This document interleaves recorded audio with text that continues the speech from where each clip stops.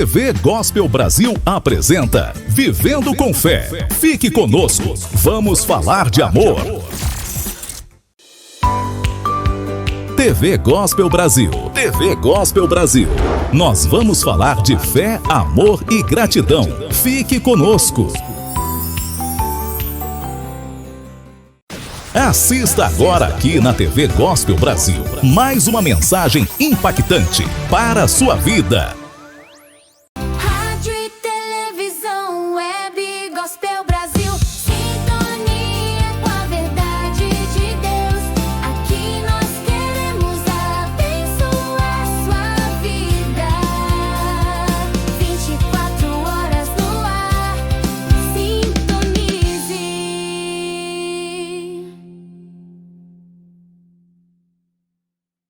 Gotino, como se deu a sua experiência de conversão à fé cristã? Você é cristão, e quem te acompanha sabe que você é um homem de fé, e de que maneira a sua prática de espiritualidade te ajuda no dia a dia a lidar melhor com as pessoas, do seu convívio, com o seu público? Bom, eu tive uma experiência interessante, e aí entra o Palmeiras na história, né? Eu adolescente, e as minhas irmãs começaram a frequentar uma igreja, né? A minha mãe foi também.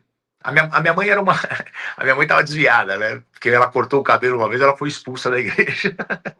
Quando ela era nova, não podia cortar o cabelo, né? E aí minha mãe ficou fora um tempão. As minhas irmãs voltaram, conheceram uma igreja, acharam legal e começaram a ir. Minha mãe foi também, e elas adoraram tal. E eu, meio adolescente ali, meus 13 anos, meio querendo ficar na rua brincando, jogando bola, tal, zoando. E aí a minha irmã chegou e falou assim: ó, vai um jogador do Palmeiras lá na segunda-feira, tal, vai ter uma reunião de jovens lá, e vai o Dida, lateral esquerdo. O cara que jogou no Curitiba, no Corinthians, tal, um cara bem bacana. Hoje comentarista esportivo, tal. Aí ela pegou e me convidou, eu fui. Cheguei lá, havia o testemunho do cara e achei aquilo tudo bacana, muitos jovens ali, um som legal. Me apaixonei por aquilo, fui lá na frente, levantei a mão e aí vivi experiências incríveis. E isso eu tinha 13 anos, isso foi em 1990.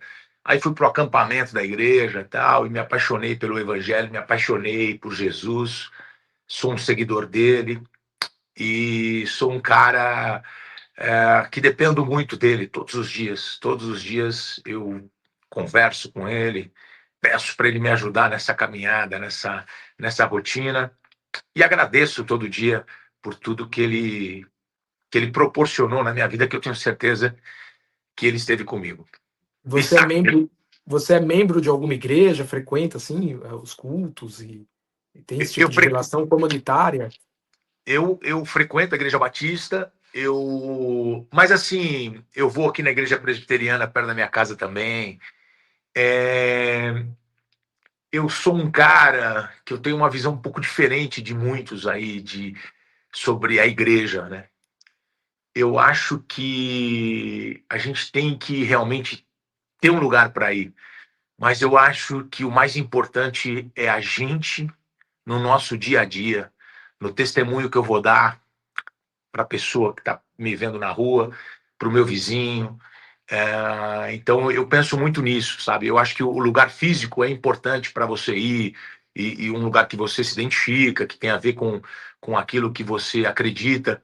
Mas assim, eu vejo hoje muita gente achando que Jesus é o gênio da lâmpada, né? Onde eu faço pedidos e ele me atende.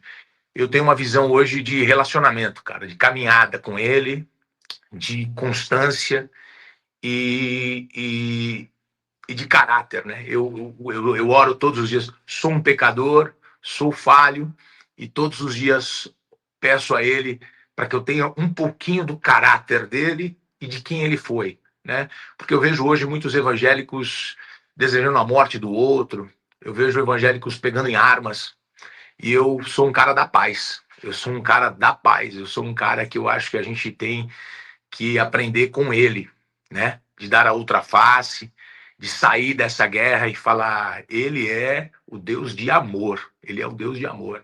Então, o primeiro ponto ali é amar a Deus sobre todas as coisas, então é amor, e amar ao próximo como a si mesmo. Isso não quer dizer que você tem que ser bobo, isso não quer dizer que você tem que ser tolo, isso não quer dizer que você vai ser passado para trás. Mas eu vejo hoje muita gente, tá? Que quer ir para o pau, quer ir para a guerra, quer ir para... Vamos lá, vamos usar as mesmas artimanhas. Não, eu penso diferente. Eu penso num evangelho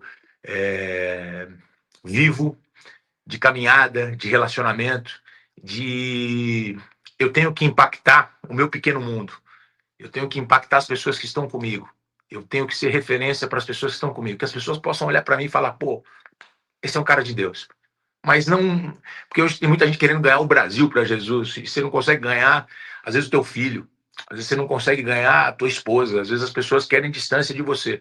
Eu luto todo dia para não ser essa pessoa. Eu luto todo dia para que as pessoas queiram estar comigo, as pessoas estejam ao meu lado, que as pessoas possam ver um pouco de luz nessa cabeçona que eu tenho aqui, que muitas vezes quer ir para as trevas. O mal que eu não quero fazer, eu faço, e o bem que eu quero fazer, esse eu não faço. Então a gente vive o que está na Bíblia todos os dias, e eu estou tentando ser uma pessoa melhor a cada dia. É difícil, mas eu tento me distanciar um pouco do caminho que muita gente está indo. Eu falo, eu não quero isso, eu quero caminhar com ele, para ele, ao lado dele, para um dia estar lá com ele. Há uma grande responsabilidade nisso, e eu preciso entender que a obra não para em mim. No momento em que eu achar que a obra para em mim e que é a meu respeito, aí eu tenho um problema. Eu contava para os meus filhos, quando eles eram pequenos, inventava essa história, né? Que Jesus estava entrando em Jerusalém no sábado de Aleluia, quando todo mundo começa a sacudir os ramos e gritar Aleluia, ele é o Messias. Essa passagem é bem, né? Sim. Jesus no burrinho, entrando em Jerusalém, sendo saudado. E aí eu brincava com os meus filhos que quando os ramos começaram a balançar e as pessoas gritavam, é o Messias, Hosana, eu falava para meus filhos, o burrinho levantou a cabeça e começou a rir. E aí Jesus bateu na cabecinha dele e falou, calma, burrinho, é comigo, não é com você. Nós somos o burrinho que carregamos Jesus no lombo. Não é sobre nós, é sobre ele. O meu papel é ser um bom burrinho. Eu até me alegro com o que ele vai, com que as pessoas o reconheçam, mas não é sobre mim. No momento em que eu achar que é sobre mim, a unção me vai ser retirada e outro burrinho vai ser colocado no meu lugar. E eu peço a Deus todos os dias que seja assim. Eu acho que é sobre isso. Hoje eu estava numa padaria, uma senhora veio, eu gosto mais de você, eu sou sua fã, e a gente atrasado para vir para cá. Eu falei, que bom, como é que é o nome da senhora? E meu esposo, vamos logo, eu estou atrasado. Falei, qual que é o nome da senhora? Fulana. Eu quero tirar uma foto, mas tá lá no fundo. Falei, não tem problema, eu vou atravessar a padaria, eu vou lá no fundo, eu vou com a senhora. Meu marido tá atrasado. Falei, meu anjo, ela neste momento é a parte mais importante. Então é sobre isso, sabe, André? É muito natural e é muito humano que nós, burrinhos, ouçamos os gritos e comecemos a nos confundir. É muito natural, é muito humano. As pétalas no chão. E Jesus delicadamente vai bater na nossa cabeça, vai falar, calma, burrinho, não emociona, não é com você, não é sobre você. Você está recebendo o prestígio de me carregar. Apenas isso. E o fato é que depois que Jesus desceu do burrinho, nunca mais se ouviu falar dele na história. Enquanto Jesus estava em cima, o burrinho, as pessoas jogavam pétalas nas patas daquele burro, e ele olhava e falava, uau. Só que quando Jesus ele desceu, ninguém mais ouviu falar. É sobre isso, né? É sobre entender que enquanto Jesus está conosco, é sobre ele. No e dia a missão, ela é ele... muito maior, André. Ela é muito maior. As pessoas não são apaixonadas por mim, porque eu sou um réis mortal. Eu sei, eu tenho certeza plena disso. Eu tenho limitações. Se essas pessoas conviverem comigo 48 horas, elas vão desanimar. Elas são apaixonadas na mensagem. E eu preciso ter isso claro na minha cabeça. Senão eu começo a me confundir e entrar numa egolatria. Eu começo a me adorar. Sim. A achar que é comigo. Nossa, eu sou foda mesmo. Nossa, eu sou inteligente mesmo. Não, eu sou um instrumento. Eu estudo sim. Deus usa a minha inteligência sim, até porque foi Ele que me deu. Ele usa sim, eu sou inteligente sim, porque Ele me deu. Eu estudo sim, muito, mas é dele, é sobre Ele. Não aconteceu à toa, não aconteceu tem milhares de pessoas que fazem isso, que falam sobre isso. Sim. Então eu preciso entender, porque se eu me confundir, latria é adoração, né, em latim. Latria só a Deus, não é comigo, não é apenas ele. Agora, como, por exemplo, doutora, vamos entrar no ponto aqui que eu acredito ser o pilar para tudo que nós vamos falar, que é a questão do autoconhecimento, da identidade, né? Eu acho muito legal sempre que eu ouço pessoas, principalmente convidados que vêm aqui, e eles falam, né, mostram a identidade deles e tem essa clareza de que, olha, eu entendo quem eu sou, mas eu sei que não é sobre quem eu sou, é sobre quem Deus é e o propósito que Ele me destinou para cumprir. Qual é a importância? Nós vivemos hoje numa sociedade que ela é muito pelo exterior, né? É a sociedade que são os stories no Instagram, a foto que fica bonita, que é muito bem editada, é sobre o quanto eu consigo aparentar uma vida que talvez eu não tenha. Nossa sociedade, infelizmente, hoje é assim. Mas qual a importância de ser um ser humano que, a princípio, acima de tudo, desenvolve o autoconhecimento? Tem a capacidade de olhar para dentro de si, entender quem é, entender as limitações que tem e entender o propósito que nasceu para cumprir. Qual é a importância disso? O autoconhecimento, André, ele é muito importante porque ele não permite que a gente se confunda. Legal. Quando eu me conheço, eu sei o que eu posso, eu sei o que eu não posso, eu sei até onde eu vou, eu sei dos meus limites. E autoconhecimento é muito simples, as pessoas às vezes confundem. O que é autoconhecimento? Eu falo que se você responder 2 perguntas em qualquer área da sua vida, é autoconhecimento. Autoconhecimento. O que eu quero e o que eu não quero. Ah, legal. No meu casamento, Legal. o que eu quero e o que eu não quero. Isso aqui eu quero. Não, isso daqui esbarra nos meus limites. Na minha saúde, o que eu quero e o que eu não quero. Na minha profissão, o que eu quero e o que eu não quero. Se a gente conseguir responder sobre isso em todas as áreas da nossa vida, durante o nosso dia, no nosso diálogo interno. Eu sentei para comer alguma coisa. O que eu quero daqui a alguns anos da minha saúde e o que eu não quero? Eu quero estar doente, se eu vou me alimentar com esse tipo de comida? Então, é muito simples. Então, o autoconhecimento, ele passa por essa dimensão, e inclusive de planejamentos, porque quando eu me conheço, eu não me confundo. Então, por exemplo, se eu sei que eu tenho um prédio ou uma estrutura, meu esposo é arquiteto, se eu tenho uma estrutura para construir um prédio, ele aguenta 10 andares. Eu preciso saber que ela aguenta 10 andares. Se eu achar que ela aguenta 20, eu derrubo o prédio, eu mato um monte de gente. Então, autoconhecimento é dimensionar-se. Eu falava para você ali no nosso bate-papo informal. Conversava com um senhor idoso outro dia e ele falou para mim são chaves de vida. Chaves. Ele falou, minha filha, em tudo nesta vida a gente precisa ter só 2 coisas. No seu casamento, na sua profissão, aqui no seu estúdio, na sua carreira. Ele falou, a gente precisa ter prumo e rumo. Prumo e rumo. Prumo e rumo. Eu falei, me explica mais sobre isso. Ele falou, minha filha, prumo, equilíbrio. Legal. Você já viu um prumo na construção civil? Você põe para ver. Ele falou, em tudo a gente precisa ter equilíbrio e rumo, alvo. Uau. Em tudo na sua vida, se você tiver equilíbrio e alvo, você não se perde. Então você me pergunta, qual é o meu atual momento de carreira? Eu tenho pedido para Deus, prumo e rumo. Essas 2 coisas eu não posso perder. As outras Deus vai trazendo, mas eu não posso perder equilíbrio e alvo.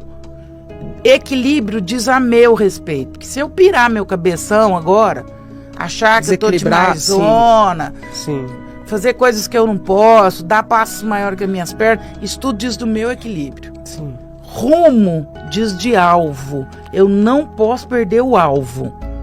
Então, na vida a gente precisa ter essas 2 coisas. Prumo e rumo. Seu casamento, equilíbrio.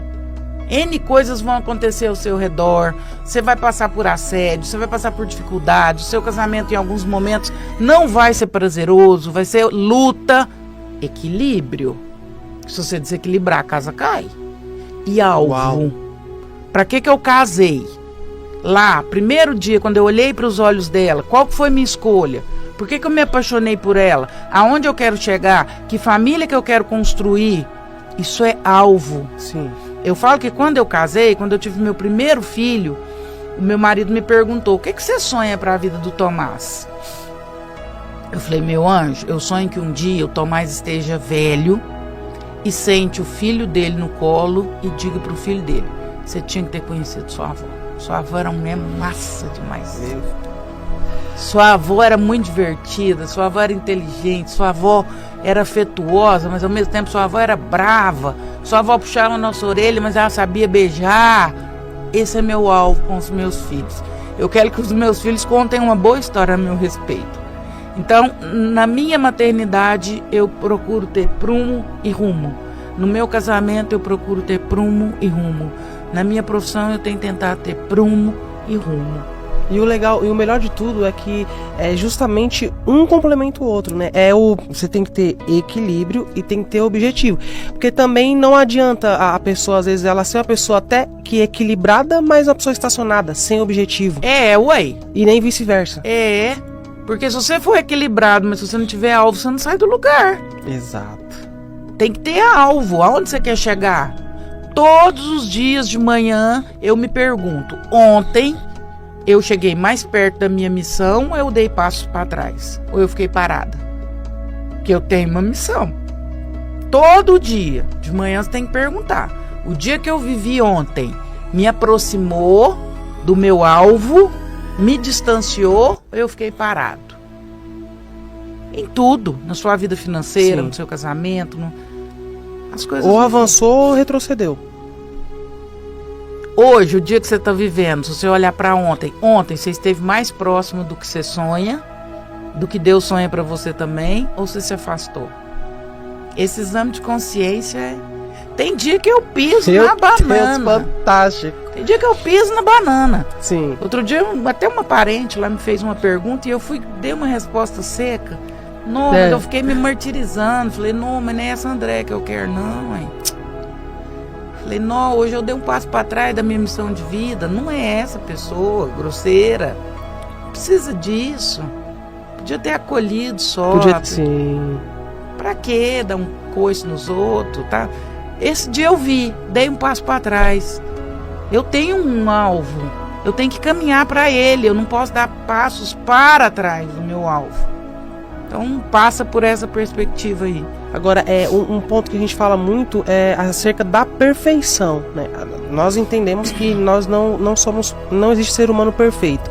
Mas esse ponto que você trouxe, ele traz realmente uma posição de não perfeição, mas busca por ela, no sentido de que eu tenho dias que eu dou passos para trás. Então, como eu posso me tornar mais próximo da perfeição? Como eu posso me tornar alguém até mais eficiente em todas as áreas, em todos os meus propósitos? Eu acredito que seja justamente multiplicando a quantidade de dias que você toma ações e atitudes baseadas no equilíbrio e no foco, no objetivo, para que você erre menos, diminua menos. Faz sentido? Faz muito sentido. Eu vejo assim, André, a gente precisa, e Paulo vai falar disso, né? Sim. Sei que eu ainda não alcancei, mas eu sigo todos os dias. Legal. Nós só vamos alcançar a perfeição o dia que a gente for embora, se é que vai alcançar, né? Se eu ainda estou aqui, eu ainda tenho muito a entregar ainda, eu tenho muito a melhorar. Mas a gente precisa perseguir isso todos os dias. Não se cobrar a ponto de sofrer, rir das suas próprias limitações. Acho que a gente precisa ter bom humor para isso. Reconhecer, ser humilde. Esse dia ninguém precisou falar para mim, você foi grossa. Eu vi que eu fui. E eu reconheci. E eu, inclusive, confessei. Falei pro meu esposo, não, eu tô chateada agora no almoço, aconteceu isso. O que foi? Falei, meu bem, eu fiz isso. Não, mas não foi tanto assim, não. Foi, meu bem. Foi. Eu poderia ter sido melhor. Aquela resposta não. Então é reconhecer o seu erro, a sua limitação. Também não se martirizar por ela, porque também Jesus já morreu pelos nossos pecados. Nós não precisamos morrer pelos nossos pecados. Nós precisamos lutar contra eles, mas morrer não. Jesus já morreu. Uau. Então, é seguir, sabe? Rir disso, fazer o propósito, renovar o propósito, ser melhor. Eu acho tão bonito, eu acho assim que uma das coisas que mais me chama a atenção e pela qual eu me apaixonei por Jesus de Nazaré, eu sou absolutamente apaixonada por Jesus. Absolutamente. Zero hipocrisia nessa frase. E Jesus me encanta, e Jesus me chamou a atenção, porque Jesus quis ser 100% humano, sendo 100% Deus.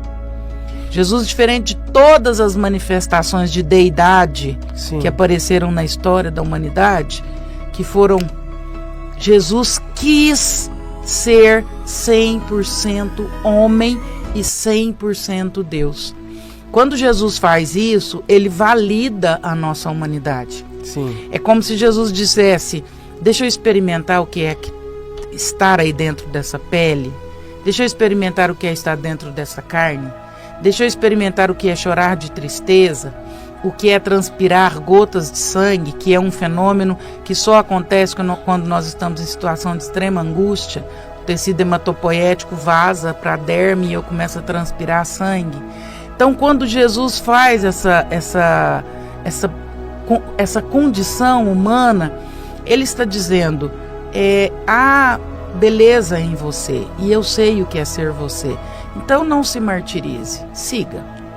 Fica aí nesse chão chorando, não. Levanta e vamos. Tá bom, caiu, mas levanta. Vamos seguir. Vamos embora, caminha pra frente. É pra frente que a gente anda. Fica aí chorando, não, também não vai adiantar nada.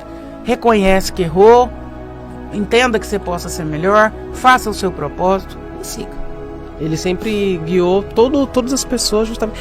Na verdade, tem até o outro ponto, né? Que, no mundo tereis aflições, problema, mas tende bom ânimo. Ou seja, não pare por isso, prossiga, avance, porque eu venci o mundo. Acho que isso torna real 100% essa fala, né?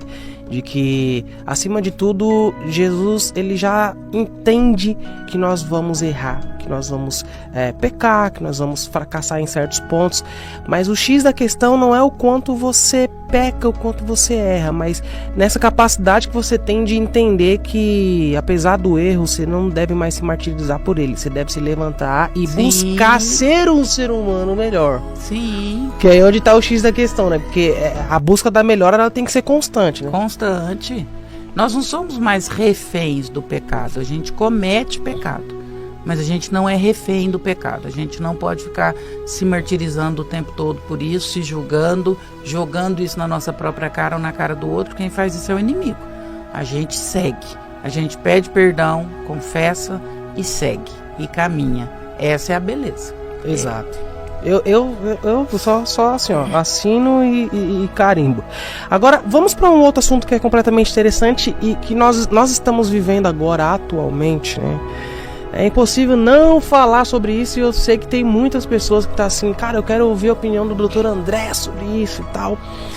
Hoje nós estamos, né, presenciando aí na internet a questão do bebê reborn, né? Algumas pessoas, elas estão fazendo encontros com o bebê reborn, algumas pessoas estão indo até aqui em São Paulo teve um caso que a pessoa foi no SUS com bebê reborn, né? Falou: ele tá com a pressão alta, precisa fazer exames.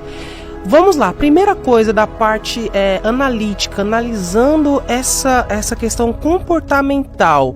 Nós estamos falando de literalmente uma doença emocional de fato? Onde é que está o gap? Onde que teve esse desligamento? Onde que se desvirtuou dentro do emocional das pessoas o equilíbrio para que as pessoas chegassem nesse nível, nesse patamar de doença emocional? É muito importante a sua fala e é importante a gente trazer isso aqui. Primeira coisa, André, que a gente precisa dizer, e que os profissionais, meus colegas, muitas vezes alguns, têm dificuldade em falar sobre isso e bancar. Sim. Falar sobre isso. A questão do bebê reborn é um transtorno emocional. Legal. Tem gente que diz: isso não é um transtorno, isso não é uma doença. É um transtorno. O DSM, que é o dicionário de doenças psiquiátricas, emocionais, enfim, ele vai dizer que transtorno é tudo aquilo que gera inviabilidade existencial. Se o reborn não gera inviabilidade existencial, eu posso rasgar meu diploma. Uma pessoa que pega um boneco, leva para o SUS e pede para aferir a pressão de um boneco de silicone, se isso não for inviabilidade existencial, eu não sei o que é isso. Ontem eu estava no hotel hospedada, aguardando o Uber para ir num outro podcast, na sala de espera lá do hotel. Uma mulher chegou, uma moça jovem, bonita, abriu a blusa, tirou o seio, desenrolou, eu achei que era um bebê, era um boneco, ela pôs o boneco no peito dela, ficou uns 15 minutos com esse boneco de silicone lá no peito dela, depois pôs blusa, pôs o neném aqui, ficou batendo nas costinhas para ele arrotar, com um boneco de silicone. Se isso não for inviabilidade existencial e emocional, eu, como profissional da saúde, doutor em neurociências, eu desconheço que seja. Então, a primeira coisa que a gente precisa assumir e ter coragem de dizer é um transtorno e precisa de ser tratado como um transtorno. Precisa de ajuda. Aonde isso nasce? Aí é o fato. Aí pode estar ligado a uma carência emocional, a uma carência materna, a uma carência paterna, a uma ausência de cuidados, uma pessoa que não foi cuidada. Aí a gente vai discutir isso e tentar entender cada caso de forma única e pessoal em terapia. Mas é uma ruptura com a realidade. Toda ruptura com a realidade é uma psicose. Então nós estamos falando de uma psicose que pode virar um surto coletivo. Porque quando um sistema, o governo, uma prefeitura para discutir leis sobre o reborn, o que pode, o que não pode, nós estamos falando de um surto coletivo. É algo grave. É algo grave. Tem gente morrendo em hospital e nós estamos discutindo política pública para boneco de silicone. Então nós estamos falando de uma psicose a nível individual e de um surto coletivo a nível social. Gente, nós estamos a um passo de enlouquecer.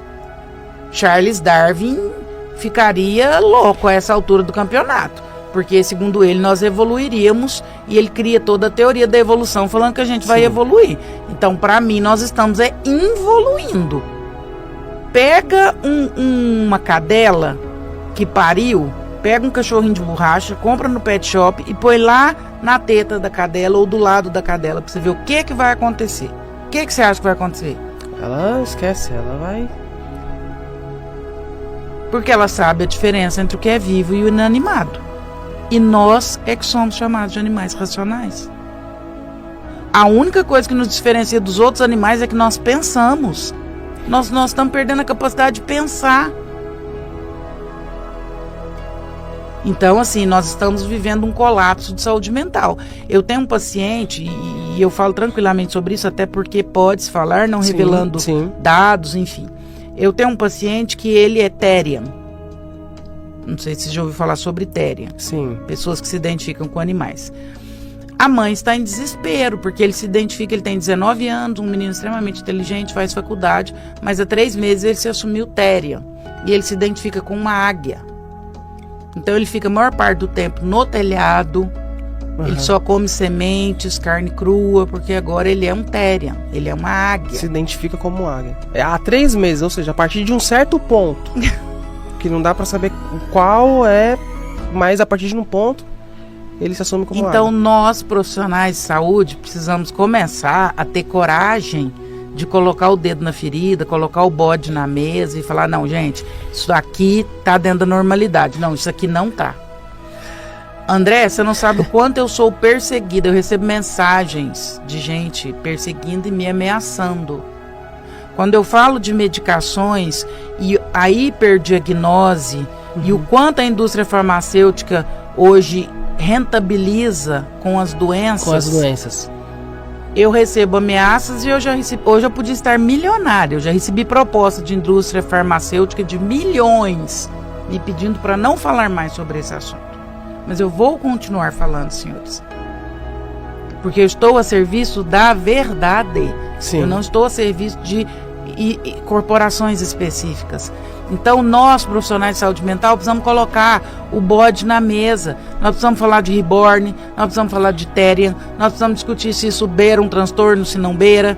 Nós precisamos falar que remédios para ansiedade e para depressão hoje são os mais vendidos na farmácia. Se você pegar a Associação Brasileira que cuida desse ramo farmacêutico, você vai confirmar essa informação. O Rivotril ou clonazepam é o remédio mais vendido no mundo. No mundo. Só que ninguém ensina pra ninguém como que a ansiedade começa, como que ela funciona, quais são as soluções e as medidas que você pode tomar que não são medicamentosas. Ninguém fala, como um psiquiatra outro dia falou, um colega, e com maior alegria do mundo eu assisti, que medicações para ansiedade são só 30% do processo. 70% a pessoa tem que cuidar dela, fazer esforço, fazer exercício, fazer meditação, acalmar. Blá, blá, blá. Ninguém ensina sobre isso, ninguém fala sobre isso. E eu vou continuar falando. Então nós precisamos tratar temas como esse que você está trazendo de forma séria e corajosa. Senão nós vamos alimentar um sistema que enlouquece e rentabiliza com a loucura dos outros.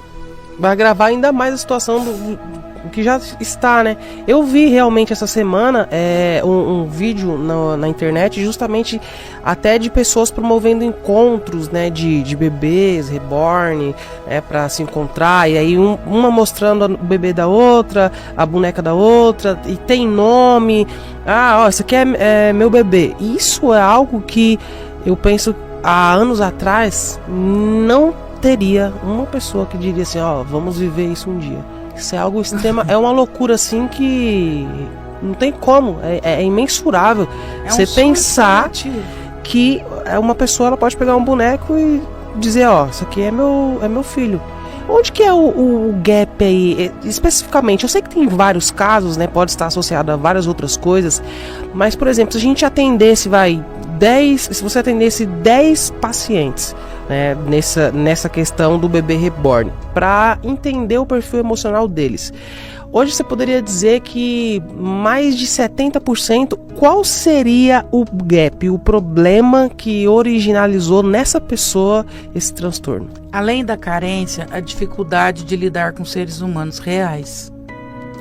Que gente de verdade dá trabalho. Legal. Neném cresce. Filho, você tem filho, dá trabalho. Sim. Educar é difícil. Lidar com seres humanos reais é complicadíssimo. Então eu pego a vida e coloco ela numa prótese e brinco de vida.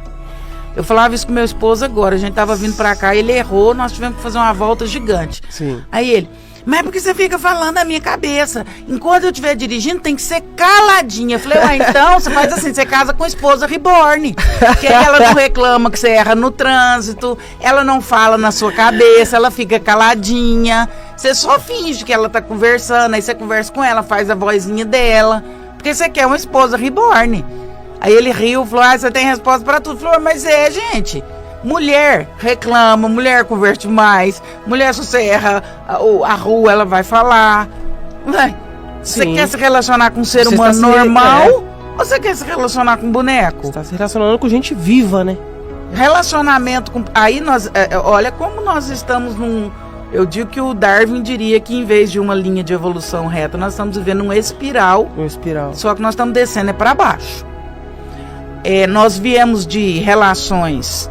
que a gente tinha esses afetos e que tínhamos choque. Sim. Depois nós passamos para relações objetificadas, como o Bauman diria, amor líquido, sociedade líquida, relações líquidas. Então nós saímos de uma relação que era estável para relações líquidas. Então agora eu me relaciono com alguém só por sexo, porque aí eu tenho sexo e a pessoa vai embora, não tem que passar nada por ela. Agora é com prótese. Agora é com boneco, objeto inanimado. Nós estamos descendo a serra. Cada vez mais, esse ponto que você trouxe eu achei fantástico. Cada vez mais as pessoas estão se relacionando menos com pessoas. É óbvio. Gente dá trabalho. Eu falo para os meus filhos, André, às vezes a gente vai no restaurante, aí eu falo alguma coisa, dando lá em relação a alguma coisa. Ai, mas não sei o que. Eu falo, gente, deixa eu falar um negócio pra vocês. Vocês acham que eu acho bom educar vocês? Educar é chato. Dá trabalho. 1000 vezes se eu estivesse aqui na mesa, tomando um refrigerante, conversando com seu pai, numa boa. Ter que ficar pegando no pé, ter que punir, ter que colocar regras, ter que educar. Não come assim, fecha a boca, não fala com a boca aberta, não sai, chega tarde, não usa droga. Não... Vocês acham que isso é prazeroso? Mas é a minha missão de vida. Eu fui chamada, foi pra isso. Uai, não é sobre prazer. Nós não estamos querendo essas dificuldades mais, não. Nós não estamos... Casamento é fácil? Nunca foi fácil. Casamento não é fácil, não. Nossa chamada é a santidade, a gente que é casado. Marido dá trabalho, esposa dá trabalho, contas de casa, dificuldades pessoais, dificuldade de cada um, a forma com que cada um veio da sua família, a cultura de cada um. Mas é nessa relação, por isso o nome relação, a gente rela e vai se afinando, e vai melhorando, e vai caminhando para a eternidade. Agora nós não queremos esse tipo de trabalho. Eu quero um neném de mentirinha, que eu faça a vozinha dele, aí eu ponho ele na hora que eu quiser para dormir, ele não acorda de madrugada, ele não dá cólica, ele não quebra a perna, ele não cresce, ele não vai virar um adolescente chato. As pessoas se torna até uma rota de fuga, né? Ué, É uma rota de fuga, é fugir de fato do problema. da vida real. É. E o relacionamento entre seres humanos, isso é um dos pilares essenciais da vida. Se relacionar com as pessoas. Aí eu te faço uma pergunta. Eu sei que você não é vidente, mas eu te faço uma pergunta. É possível resolver isso? É possível resolver esse problema? Ou cada dia que passa pode ser que fique pior, fique algo que a gente não consiga controlar, e o ser humano, cada dia que passar, ele se torne mais distante um do outro? É possível, André, com tomada de consciência e com verdade. Enquanto a gente ficar brincando de casinha, não vai ser possível. Legal. A gente precisa falar a verdade, a gente precisa ser mais honesto e falar, para isso aqui não está normal. O médico precisa falar, o advogado, o juiz, o político, o psicólogo, todo mundo precisa falar as coisas como elas são. É aquilo que eu te falei de missão de vida, né? Trazer a verdade e que a verdade liberte. Eu não posso fingir que isso está normal e naturalizar essa fala, normatizar essa fala e daqui a pouco legalizar essa fala. No Rio de Janeiro nós temos um projeto para instaurar o Dia da Mamãe Reborn. Então... Não, e o mais sério do que essa situação é ver que algumas autoridades políticas também tratam isso como algo sério. E não trata como sério que precisava ser tratado, né? É. Esses dias eu fui falar sobre bebê reborn e eu falo que o meu cérebro ele funciona a uma velocidade muito maior que a minha boca. Então, às vezes, eu atropelo as palavras, até por quase uma dislexia. Sim. E eu falando dessa questão do bebê reborn, eu falei assim, gente, é um absurdo, porque eles estão criando leis para legalizar o dia do bebê reborn numa das maiores cidades óbvio que a concordância era do Brasil.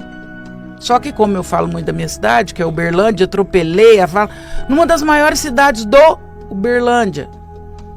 Sim. Saí do podcast, falei, amanhã eu tenho um problema. Eu sabia, mas não era uma questão de fake news, não.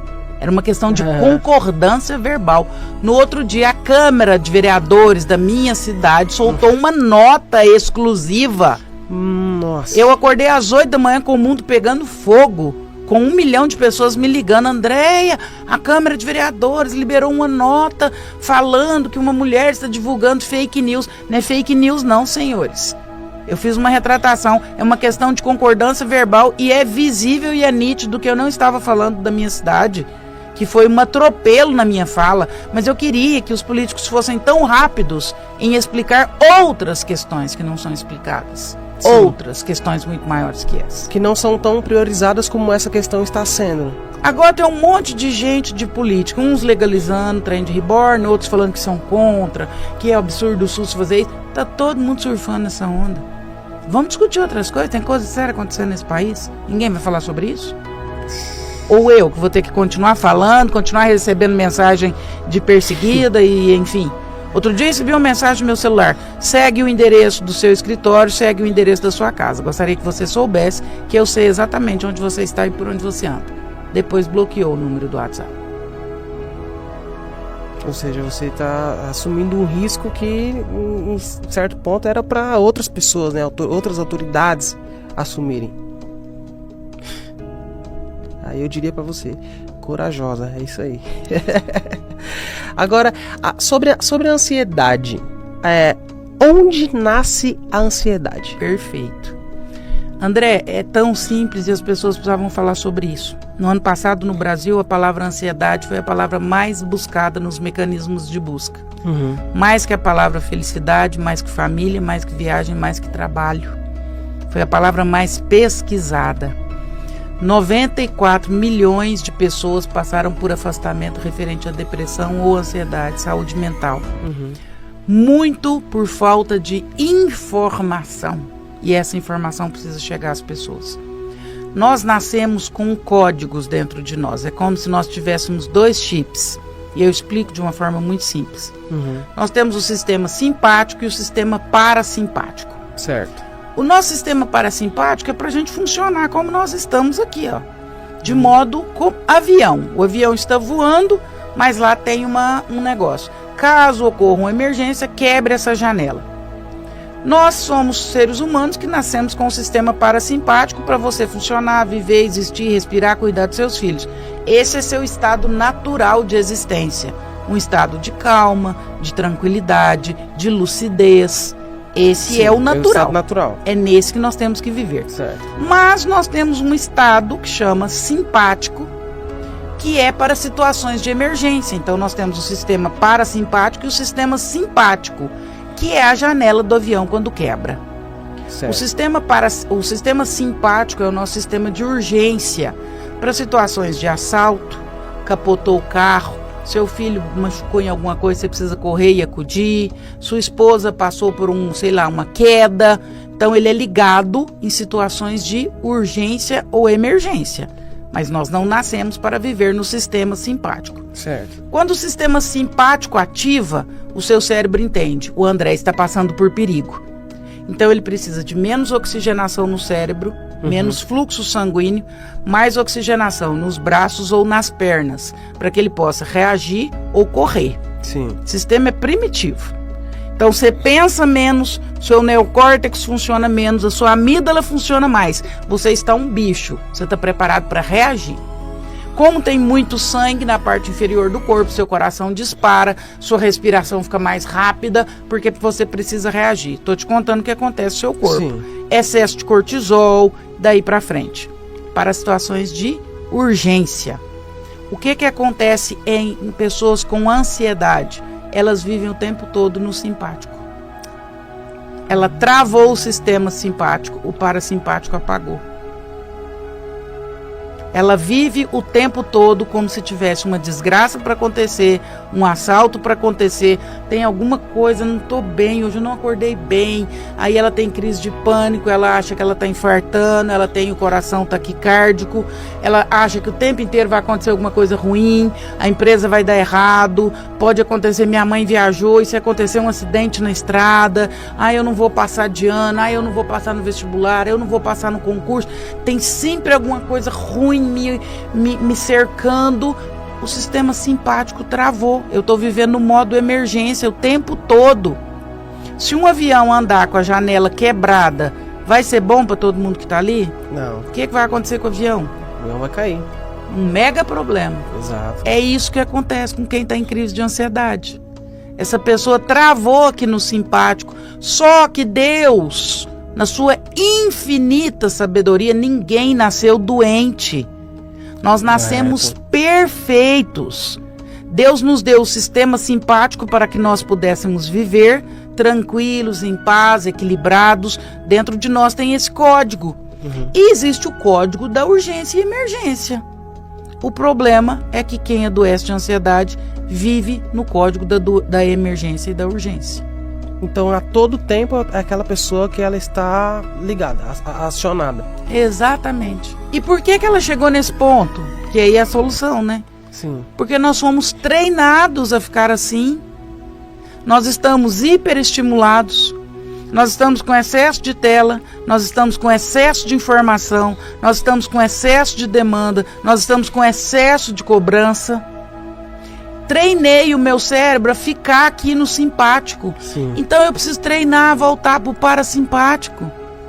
Eu salvaria milhões de pessoas ensinando isso. E como é esse caminho? Trazendo essa informação. Por que ninguém fala sobre isso? Sim. Remédio para ansiedade só cura 30% do problema. Os médicos dizem, os psiquiatras, os outros 70%. Precisa fazer esse treinamento. Se remédio para ansiedade fosse solução, ele tinha que curar a ansiedade, concorda? Concordo, sim. Porque o remédio para infecção de garganta, ele cura a infecção, não cura? Correto. Se você tomar benzetacil, amoxicilina, Rapidinho, sim. cura. Ou sua garganta fica inflamada, semi-inflamada por anos. Então não existe remédio para ansiedade, meu povo. Não existe Ué, remédio não, pra porque ansiedade. senão ele curava. Sim. Ele é um paliativo. Ele é uma solução e eu sou a primeira a encaminhar pacientes quando precisa para o psiquiatra, para serem medicados caso seja necessário. Mas qual a ansiedade que é precisa ser medicada? Você já chegou num nível tão alto de ansiedade do seu cérebro travado aqui no simpático que começou a alterar os seus neurotransmissores. A química do seu cérebro azedou. O avião está caindo. Agora tem que fazer alguma coisa. Agora é o menos prejuízo. Ruim já deu. Agora nós vamos fazer o que dá menos prejuízo. Mas prejuízo já deu. Agora nós vamos mitigar o prejuízo. Então, a solução medicamentosa é quando já é um problema sério. Quando a química do cérebro já é alterada. Quando a pessoa já tem crise de pânico. Aí não tem jeito. Aí tem que tomar remédio e treinar o cérebro para voltar a funcionar novamente. André, você já tomou remédio para ansiedade? Já. Eu tive Covid, fiquei grave do Covid, quase morri. Saí do Covid tomando 4 remédios para ansiedade. Porque o Covid me trouxe um problema sério que eu tive a sensação, por conta do alarmou, Covid. né? Ligou o sistema. Eu achava que eu não ia saber respirar sozinha. Eu achava que eu tinha que pensar sobre a respiração o tempo todo. E isso me gerou um problema grave. Eu tinha crises de pânico, eu precisei tomar 4 remédios para ansiedade. Hoje, 3 anos depois, eu não tomo mais nenhum. Por quê? Porque eu treinei o meu cérebro para voltar a funcionar normal. Deus não criou ninguém doente. Deus criou pessoas saudáveis. Sim. É um absurdo mães dizerem: ai, meu filho tem 8 anos, ele já é super ansioso, ele é igual ao pai dele. Gente, não tá errado. Nós treinamos essa criança para ela estar ansiosa. Quando eu era pequena, eu estudava, no máximo fazia um esporte à tarde. Hoje as crianças estudam e têm uma agenda mais cheia que a gente. Elas fazem inglês, mandarim, programação de computador, 5 esporte, terapia. Menino não brinca. Já está colocando ele na velocidade. Excesso de tela, excesso de videogame. Em Uberlândia tem um hospital ortopédico. Eu perguntei lá para um amigo meu, falei: quantas crianças engessam o braço, a perna? Você lembra disso? Sim, gesso. Caiu mais de Hoje, 90% o uso de gesso em hospital ortopédico. As Por que crianças que estão menino em não casa. quebra braço mais, não quebra perna? Porque fica no videogame. Videogame não quebra braço. Aí você quer me perguntar por que seu filho é ansioso? Eu te dou uma aula por que ele é ansioso. Eu vou lá para dentro da sua casa 24 horas, te conto por que ele é ansioso. Ué. Excesso de tela, não brinca, não conversa, excesso de celular, uma agenda lotada. A criança precisa do lúdico, a criança precisa brincar. O que a psicanálise fala? Como que uma criança se elabora? Brincando. Tanto que terapia com criança é desenhar. É incrível, você pede para uma criança de 5 anos, desenha a sua família. Aquele desenho ali, ela te conta tudo que está acontecendo na casa dela. Tudo. Porque a criança se expressa inconscientemente através do lúdico, da brincadeira. Então, as crianças perderam isso, por isso vão se tornando mais ansiosas. Nós perdemos uma série de coisas, por isso estamos mais ansiosos. Fulano tá ansioso. Dá uma aula para ele sobre a ansiedade. Conta para ele que ele foi criado saudável. Conta para ele que dentro dele tem um sistema que é o sistema da calma. É o código da calma. A pessoa vai ficar tranquilo. Isso não é benefício para quem é monge na Tailândia. Não. E isso sem remédio, sem precisar de remédio. Ué, mas nós nascemos... Cara, fantástico. Nós nascemos perfeitos. Deus não criou gente ansiosa. E se nós estamos ansiosos e seguimos esse caminho, tem jeito de voltar para trás, ué. Não veio na nossa configuração, ué. Que loucura que é essa? Não é algo que nós já nascemos com isso. Esse ponto, por exemplo, quando você falou sobre a criança, a criança é saudável? A criança ter escolha? Depende. Depende muito. É saudável a criança ter escolha? Que nível de escolha e que fase da vida? Criança nasceu para... Filho tem que estar subordinado a pai e mãe. Certo. Subordinado é subordenação, sob as ordens de alguém, debaixo da ordem de alguém. É correto a criança ter liberdade? Se ela puder ter essa liberdade, se ela tiver condição para isso, sim. Uma criança de 3 anos pode ter liberdade para escolher o que ela vai comer? Não. Ela não entende de nutrição. Quem manda é você. Sim. Minha filha tem 2 anos, mas ela tem tanta personalidade. Ela que escolhe as roupas dela. Está errado. Uma criança de 2 anos, ela não sabe se vai esfriar durante o dia, qual roupa que é para ir para a igreja, qual roupa que é para ir para a festa, qual roupa que é para ir para o parquinho. Está errado. Meu filho tem 18 anos, eu sou mãe, eu que escolho a roupa dele. Não, é ele que tem que escolher, ele já tem condição. Exato. Então, à medida que eu me ordeno sozinho, eu saio da ordenação de alguém. Então, nós vamos liberando os nossos filhos à medida que eles podem. Com 15 anos, ele só come batata frita e hambúrguer. Problema dele. Você ensinou para ele o que ele deveria comer. Se ele quer se ferrar e acabar com a saúde dele, deixa para lá. Com 15 anos, você não vai fazer o pratinho do seu bebê. Exato. Ele já criou consciência. Mas né? com 15 anos, ele não pode ficar na rua até a hora que ele quiser, não. Porque ele ainda não sabe dos riscos que existem na rua. Então, aqui ele ainda está subordinado. Você é a favor de crianças ter decisões e liberdade, desde que ele tenha condições para isto. Se ele não tiver condições, ele não tem que ter. Então, um homem de 18 anos, ele escolhe algumas coisas. Outras ele não escolhe ainda. O nosso cérebro só amadurece completamente aos 21 anos. O neocórtex, que é a última parte do cérebro que amadurece, só amadurece aos 21. Então, até lá, você ainda está subordinado. Você vai ficar debaixo das ordens de alguém. Em relação a quê? Algumas coisas, outras não. Óbvio que não. Agora, criança pequena que faz escolhas... Hoje o pessoal está falando muito de educação positiva. Eu acho super engraçado, né?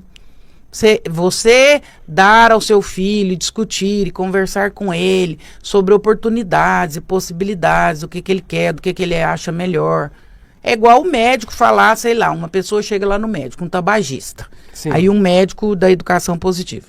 Então, senhor José, tudo bem? Senhor José, o senhor tem 2 opções. O senhor tem a opção de parar de fumar ou de um câncer de pulmão. Qual que o senhor gostaria para a gente estar aqui atuando? Uma criança de 2 anos, não dá para discutir com ela o que ela gostaria, o que ela precisaria, não. Meu amor, ela não sabe o que ela precisa. Sim, a educação positiva em si, geralmente ela diz que não é saudável dizer não a uma criança, que você não pode dizer não a uma criança. Como você enxerga isso? Eu enxergo isso como uma besteira. Uai, como? Como que você educa sem não? Como que você educa sem limites? Como você educa sem frustração? A psicanálise vai dizer que a gente só amadurece com frustração. Pessoas não frustradas se tornam narcisistas. Como que você não fala não? Aí você fala o que então, no caso? Assim, qual que é a sugestão? Que eu quero a solução. Você não fala não, você fala o quê, por exemplo? Qual que é a sugestão? Gente, se tem coisas que não é. Mãe, eu posso fazer tal coisa? Não. Meu filho com 17 anos, eu vou numa festa rave. Não vai. Não vou, eu vou numa festa rave. Não vai, tô te contando que você não vai.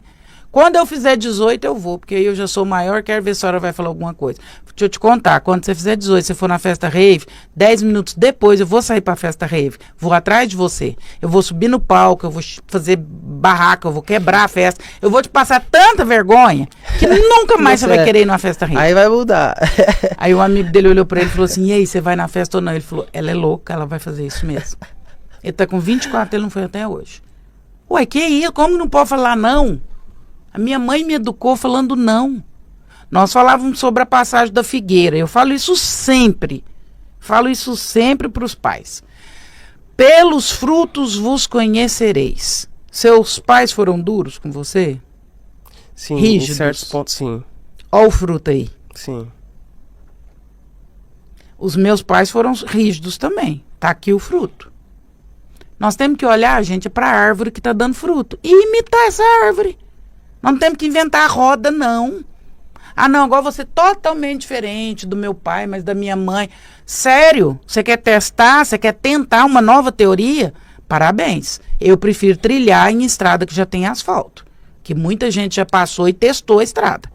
Eu abrir uma nova estrada e tentar para ver se vai dar certo. Assumir os riscos de... A educação do meu pai e da minha mãe deu certo.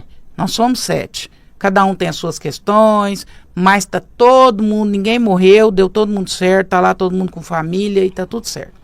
Então eu prefiro olhar para essa árvore deu fruto, eu prefiro imitar essa árvore. Por exemplo, qual é o problema, a falta de direcionamento no ensino de uma criança? Ou, por exemplo, ou a criança que está ali no mercado, que é aquela coisa que é normal ver, principalmente aqui no Brasil. Você vai no mercado, você vê uma criança que acabou de ouvir um não da mãe, ela se joga no chão e enrola pra cá, e grita e chora. Onde está o erro aí? De quem de fato é o erro dessa ação dessa criança? Ela está comunicando o quê? Ela está comunicando raiva, frustração e insatisfação. Tá errado? Ela tá no papel dela de criança. Uhum. Errado é quem não fez a contenção. Legal. Opa, legal. A criança tá no Legal. papel dela, ué. Normal, gente. É igual eu tô falando, nós somos humanos. Claro que eu odiava quando minha mãe me negava alguma coisa quando eu tinha 5 anos. E é claro que eu berrava, gritava, estribuchava no chão.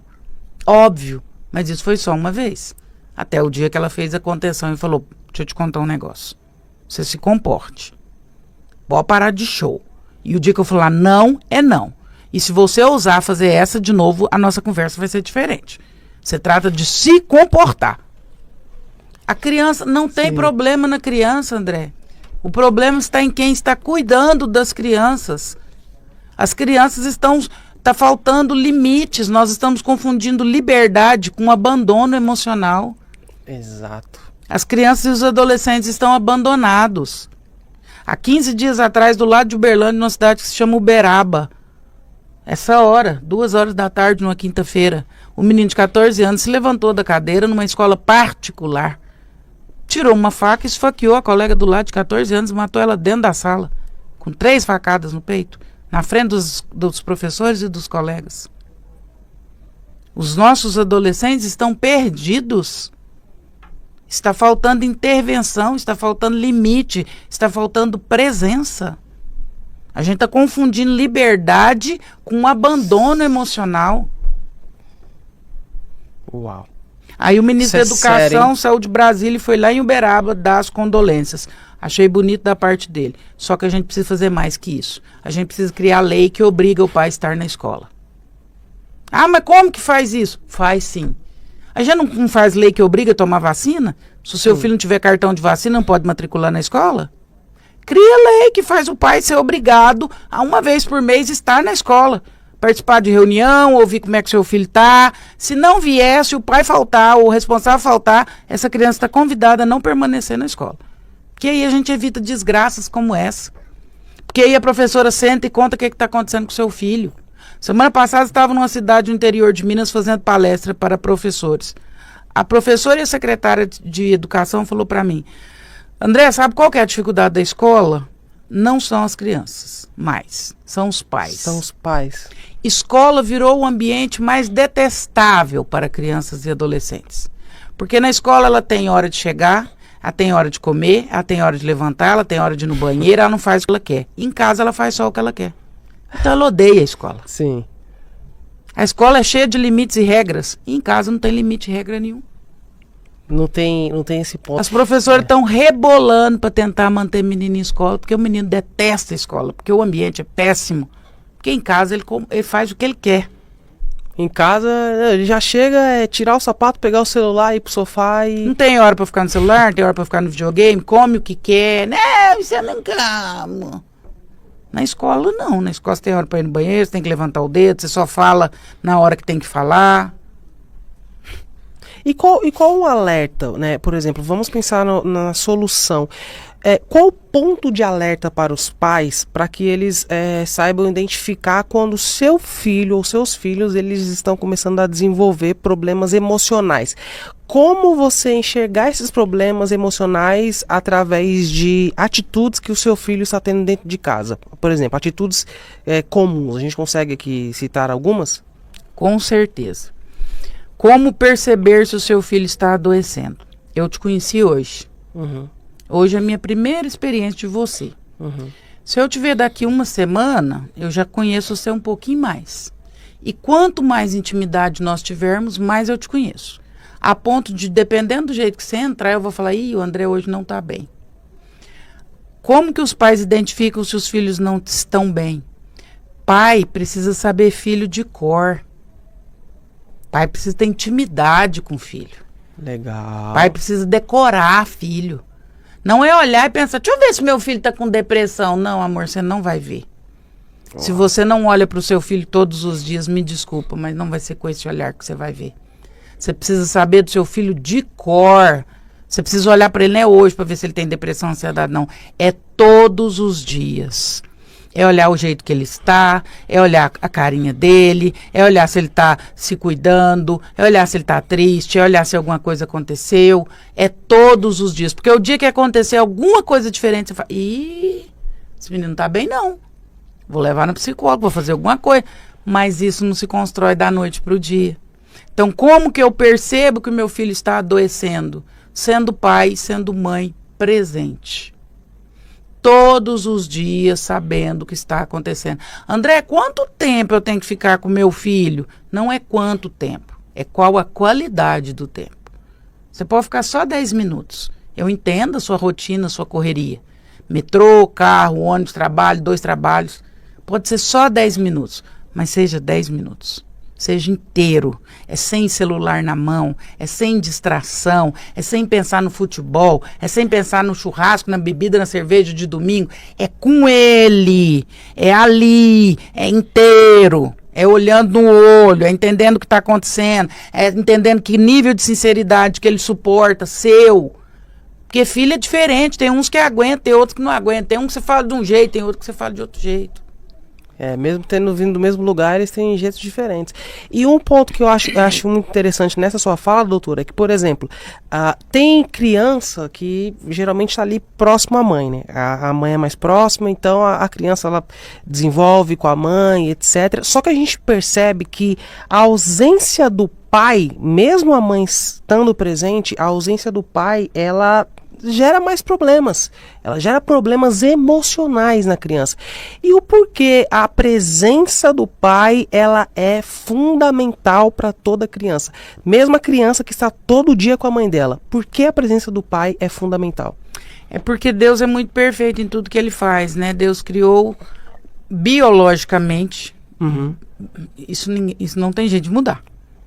Sim. Ainda que sejam casais do mesmo sexo, só vai gerar vida biológico, a lógica da vida. Só gera... Legal. Legal. Não é só preconceito, Sim. a minha fala não dá espaço para preconceito. Estou falando sobre biológico. Certo. A lógica da vida. A vida só acontece se tiver o macho e a fêmea, o espermatozoide e o óvulo. Se vão ser criados por 2 mulheres, por 2 homens, é outra discussão. Mas a vida só ocorre se tiver o masculino e o feminino.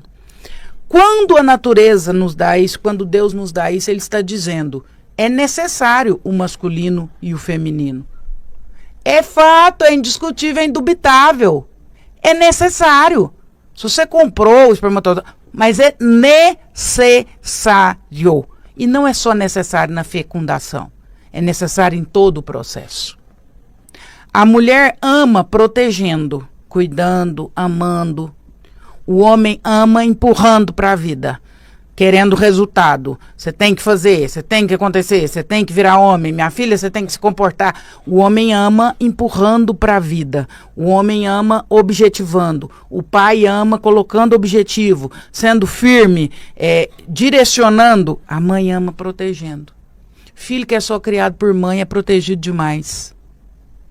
Ou a mãe vai ter que ser pai e mãe. E aí ela sai do papel dela. Porque o papel dela era proteger, amar, Sim. acolher. Ah, mas eu fui criada, infelizmente, meu esposo foi embora. Você teve que se adaptar e artificializar. Você teve que ser dura quando a sua vontade não era ser dura, quando a sua natureza não era ser dura. O nosso corpo, ele conta a nosso respeito. A mulher tem progesterona e estradiol, hormônios da prostração, da quietude, da visão, exato. da amplitude. Você procura o seu sapato no seu quarto, você não acha. Sua esposa vem e fala, meu bem, mas estava aqui. A mulher vê, a mulher enxerga, a mulher sente, a mulher é mais calada, a mulher é mais amorosa. O homem tem testosterona, o hormônio da conquista, o hormônio do alvo, o hormônio da força.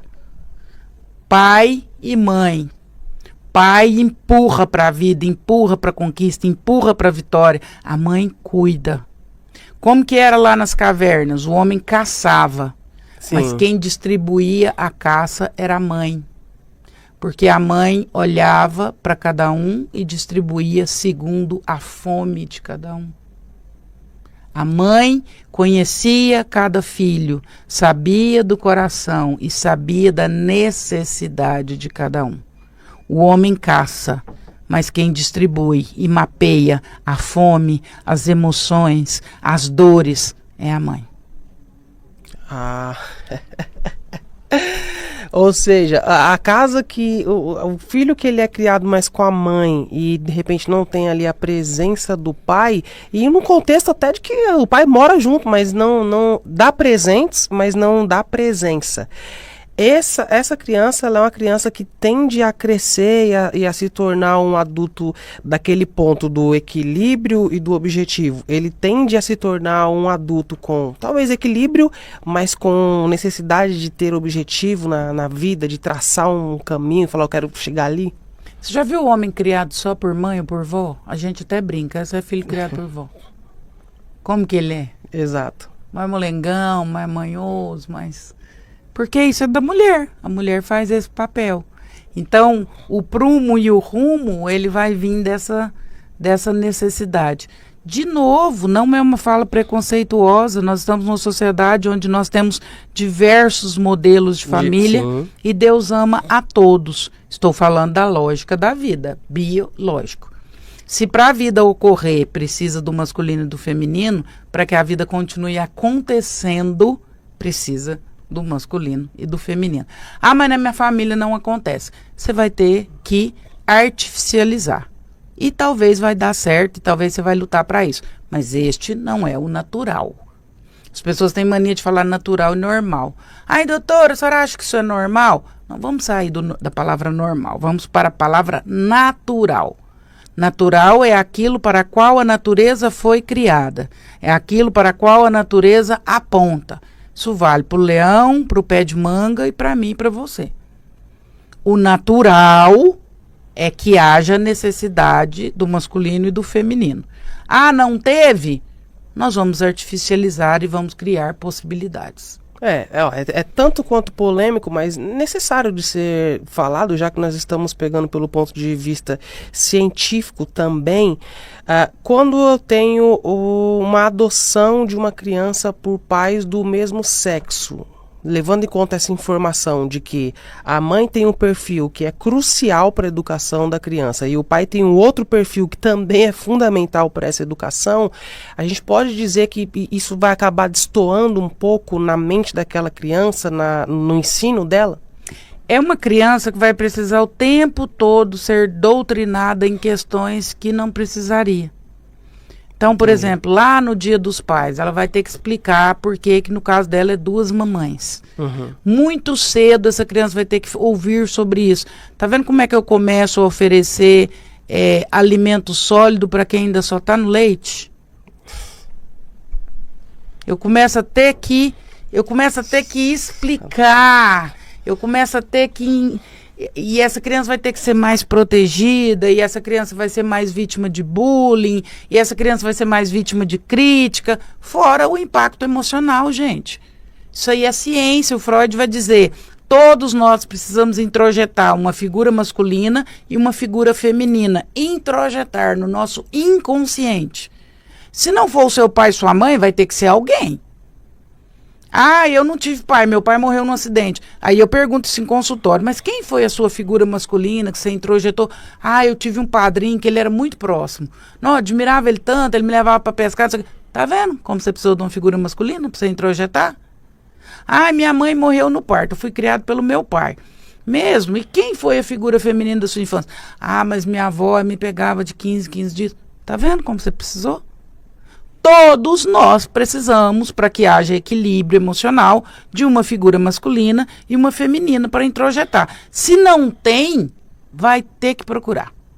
Vai ter que ser a professora. Gente, briga comigo, mas não briga com a ciência. Briga comigo, mas não briga com a natureza. Por isso que eu falo, não é normal, é natural. Vamos falar sobre natural. Quando você vai pro âmbito natural, aí é algo que já é definido. Ué. Ah, o pé de manga não tá dando manga. Não, isso não é natural. Vamos falar sobre natural. A gente esquece que a gente é bicho. A única diferença é que nós somos animais racionais. Mas o que vale para toda a natureza, vale para nós. O que vale para a planta, para o leão, para a vaca, vale para nós. Vale para nós. Esse ponto justamente sobre a questão dos pais, né? Da figura paterna. Tem um ditado que a gente ouve muito, é muito comum ouvir esse ditado no Brasil, que é assim: pai não é quem faz, pai é quem cria. Qual é a sua visão diante desse... Isso é um fato, é uma verdade? Como que você pensa nesse caso? De novo, vamos por natural, natureza. Pai é quem faz. Porque o seu DNA é o do seu pai, não é de quem te criou. Nós estamos falando de pai. Agora, se você quiser falar de padrasta, aí nós estamos falando de outro assunto. Agora nós estamos falando de pai. Pai é a figura biológica que doa a parte do DNA X. Mãe é a figura biológica que doa a parte do DNA Y. Estou falando de natureza. Uhum. Então, pai não é quem cria. Pai é quem faz. Ah, padrasto, figura paterna, meu dindo. Aí você chama do que você quiser. Mas você não vai brigar com a natureza. Pai é quem doou a parte biológica do DNA. Ponto. Pai é quem faz. Ué. É legal que a entrevista já tá indo pra uma camada assim, são assuntos polêmicos, mas o que eu acho legal é que você tá sabendo abordar esses assuntos com lógica, né? Está sendo racional. André, você sabe o que é o grande problema da nossa sociedade? Eu me coloco nela, André. A gente subjetiviza demais as coisas. Isso. E subjetivar é perigoso. Posso quebrar esse copo aqui? Ah, depende do que você está sentindo, do que está passando pela sua cabeça, se você não está bem. Não vamos subjetivar esse discurso. Não pode quebrar esse copo, não é educado. Não pode. Gente, se a gente começar a subjetivar demais, o negócio complica. O que é casamento? Ah, depende. Amor com fé, casado é. Morou junto e ama, então é casado. Não vamos subjetivizar. Algumas coisas são subjetivas, sim. A sua percepção de amor, você vai definir de amor de um jeito, eu vou definir de outro. A sua percepção de prazer, a sua percepção de alegria, tudo isso passa pela subjetividade. Mas existem coisas que são objetivas, porque se a gente perder a objetividade, nós vamos cair no que o Bauman falou, no mundo líquido, onde não tem resposta para nada. Eu não sei o que é morte, eu não sei o que é vida. Não, esse excesso de subjetividade é o que apresenta esse mundo atual que nós estamos vivendo, né? É como as pessoas estão agindo, né? Como outro dia perguntaram por uma situação de uma pessoa que cometeu um homicídio. Por que você matou ela? Porque eu quis. Ué. Não. Porque o que é vida pra mim não é vida pra você. Pra você ela é sua filha. Ela é importante. Mas pra mim, é porque eu quis. Então, quando a gente começa a subjetivar as coisas, e aí às vezes por isso eu esbarro em polêmicas, pai é quem cria? Não. Pai é quem doou o DNA mesmo. Pai é quem participou do ato sexual. Homem, mulher, óvulo. Ah, mas figura paterna, o amor da minha vida, a pessoa que me criou. Mas pai é quem doou o espermatozoide, é quem deu o espermatozoide. Sim. Agora, é possível também, levando em consideração essa questão da naturalidade, né? Daquilo que é objetivo, ó, tá aqui. Isso é um fato e é inalterável. Puxando essa questão um pouco de lado, é possível realmente que um padrasto seja 100% real mesmo na sua entrega, ele consiga realmente superar até o próprio pai na educação, no ensino e no amor a um filho? É possível e supera, né? Uhum. A gente vê casos assim, eu tenho casos de padrastos no meu círculo de amigos, que inclusive a criança é a cara dele. Ele começou a se relacionar com a moça quando ela era 9, o menino tinha 1 ano, e ele assumiu como filho dele, ele cria o menino é a cara dele, o menino é louco com ele, e ele é um padrasto muito infinitamente melhor do que o pai. Com certeza, não é sobre isso a discussão. Existem padrastos que são infinitamente melhores que pais, que ocupam esse lugar de uma forma primorosa. Não tem o menor preconceito contra isso. Tem mães, tem madrastas que ocupam esse lugar de forma primorosa. Eu tive uma paciente que a amiga dela faleceu no parto. E ela era madrinha da nenenzinha que estava nascendo e ela depois se casou com o viúvo. Nossa, ela é uma mãe maravilhosa, uma madrasta maravilhosa. Com certeza. Eu acho que nós temos uma capacidade de amor que vai muito além de nós mesmos. Só que a gente não precisa querer ocupar um lugar e ter um nome. Você já é maravilhoso sendo quem você é e ocupando o lugar que você é. Você não precisa criar uma inverdade para acreditar. Sim, você assume, você faz o seu papel, né?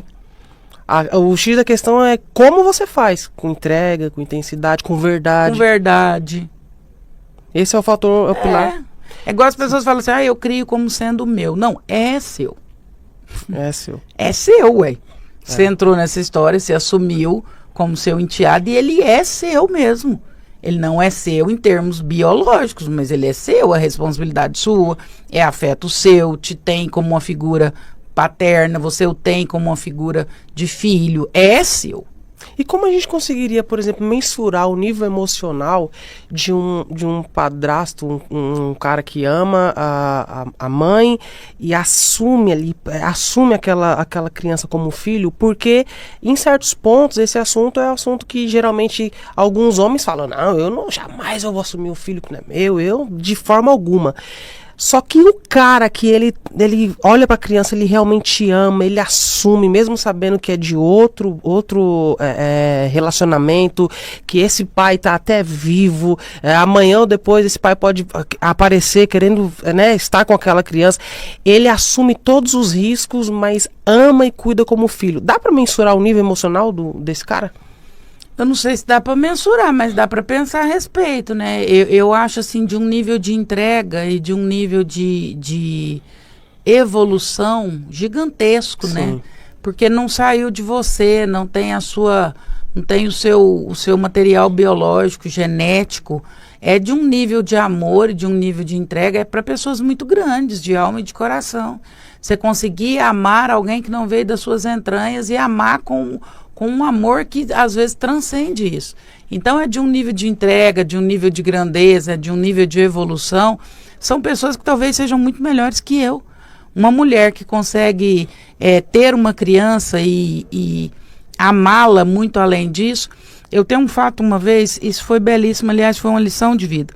Eu estava atendendo um casal que ia adotar, um casal em adoção. E o casal em adoção, ele passa por várias sessões até que você dá o laudo que ele pode adotar. Por que isso acontece? Porque muitas crianças são adotadas e devolvidas. Pasme. Criança é rejeitada pela mãe, depois ela é rejeitada por quem adotou. Então, para que a criança não passe por esse trauma, os pais são sabatinados. O seu papel é fazer advogado do diabo, fazer desanimar daquela adoção. E esse casal já me chocou de início, porque eles estavam adotando uma criança tetraplégica. O menino tinha 8 anos e ele só mexia do pescoço para cima. Do pescoço para baixo não mexia nada. E eu fui sabatinando, entrevista após entrevista. Na última entrevista, eu já não tinha mais para onde apertar eles. Falei, gente, tem 8 sessões que eu estou falando com vocês E assim, todo jeito que eu aperto vocês, as respostas são muito favoráveis, mas eu quero ver o nível de realidade de vocês. E aí eu falei pro pai, deixa eu te falar uma coisa. Você sabe da responsabilidade, do tamanho da responsabilidade que você está assumindo? Ele falou, sei, doutora, dessa forma. Falei, você sabe que você não vai ter Dia dos Pais, que o seu filho não vai fazer dancinha para você no palco, que o seu filho não vai ser campeão de natação, não vai correr, não vai te abraçar, não vai pôr medalha no peito. Você sabe que você não vai ter Dia das Mães, quadrilha, ele não vai entrar numa igreja de mão dada com alguém, possivelmente ele não te dê netos. Você tem noção disso tudo? O pai me olhou nos olhos, com os olhos cheios de lágrimas, e falou assim, doutora, deixa eu te falar uma coisa. Eu estou querendo adotar para que eu possa ter a graça de ter alguém que me chama de pai. Eu não estou querendo arrumar um troféu, não. Tudo que eu podia fazer nessa vida por mim, Uau. a responsabilidade é minha de fazer. É eu que tenho que conquistar minha profissão, é eu que tenho que conquistar meus méritos, sou eu que tenho que conquistar minhas medalhas. Estou querendo adotar um troféu, não, doutora. Eu estou querendo ter a honra de amar alguém e esse alguém poder me chamar de pai. É sobre amar, é sobre... É sobre essa grandeza de alma, né? E isso precisa valer para nós como pais biológicos, né? Por que você teve filho? Para que você teve filho? Para cumprir os seus sonhos? Para ir onde você não foi? Para escolher a profissão que você não teve coragem de bancar? Para ser uma pessoa melhor que você não deu conta de ser? Qual foi sua expectativa? Porque é muito pesado nascer com um script que outro escreveu para a gente. Os nossos filhos também estão numa condição muito difícil, porque eles nascem com um projeto de vida que nós escrevemos para eles. E os nossos filhos, quando nascem, o único projeto de vida que eles deveriam ter é nós olharmos para aquela criança e dizer, meu filho, a única coisa que eu vou fazer por você nessa vida é te amar, de todas as formas possíveis, inclusive com limites, com regras. Eu vou te amar. E é só isso que eu quero para você. Eu quero que você se torne um homem honrado, uma mulher honrada, que você seja feliz e que um dia eu possa ir embora e saber que eu deixei uma pessoa viável em cima dessa terra. Essa sua fala, ela traz até um esclarecimento, porque muitas pessoas, né, você vê em alguns casais, eles falam assim, ó, eu não vamos ter filho agora, porque vamos primeiro nos planejar financeiramente. Só que essa sua fala, ela traz algo que eu acho revelador, não é só a questão financeira, né? Não é só planejamento para ter dinheiro, para dar estrutura para aquela criança, para aquele filho. É muito além, vai muito além disso, né? Sobre você de fato ser mãe, ser pai, você entender sua responsabilidade, não só financeira, mas afetiva, cara, o seu papel nessa fantástico. Vida. O meu pai falava uma coisa muito sábia, que Deus o tenha. Ele falava assim, quando vocês casam, a primeira coisa que vocês querem comprar é cama. Porque vocês acham que família a gente constrói na cama. Mas deixa eu te contar, quando vocês for casar, o primeiro móvel que você compra a mesa. Porque família se constrói na mesa. Uou. É sentando, é olhando nos olhos, é comendo junto, é compartilhando, é chorando junto, é comemorando junto. É ali que você constrói família. É na mesa, não é na cama. É realmente construir na mesa. É sobre você ter comunhão, você viver. É isso. A mesa é a comunhão. Quando você abriu aqui falando da mesa, eu me lembrei na hora do meu pai. É na mesa que a gente educa, é na mesa que a gente traz comunhão, é na mesa que a gente divide o pão, é na mesa que o sacrifício acontece, foi na mesa que Jesus se despediu dos seus. É na mesa que tudo acontece. É aqui que a gente faz o negócio acontecer. A mesa é importante. Sobre, por exemplo, seu pai, se você pudesse hoje sentar com seu pai e fazer 2 perguntas para ele, quais seriam essas perguntas? Pesada, hein? Peguei de surpresa, né? Se você pudesse hoje estar com o seu pai, conversar com ele pela última vez, né? Meu pai, ele faleceu em 2022. Então eu sei como essa... o meu foi de 2022 também. Eu sei como essa dor, né? E eu lembro que antes meu pai falecer, eu tive a oportunidade de conversar com ele e eu não aproveitei Meu pai estava com câncer, né?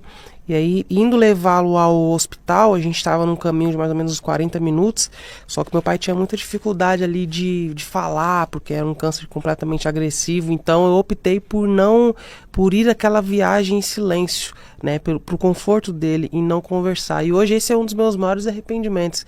Se eu pudesse ter uma conversa com meu pai, se eu pudesse voltar no tempo, eu teria aproveitado aquele momento, a oportunidade que eu tive. Então, baseado nisso, eu queria entender, se você pudesse hoje estar com seu pai, ou conversar com ele, ou pedir um conselho, qual seria? Como seria essa conversa?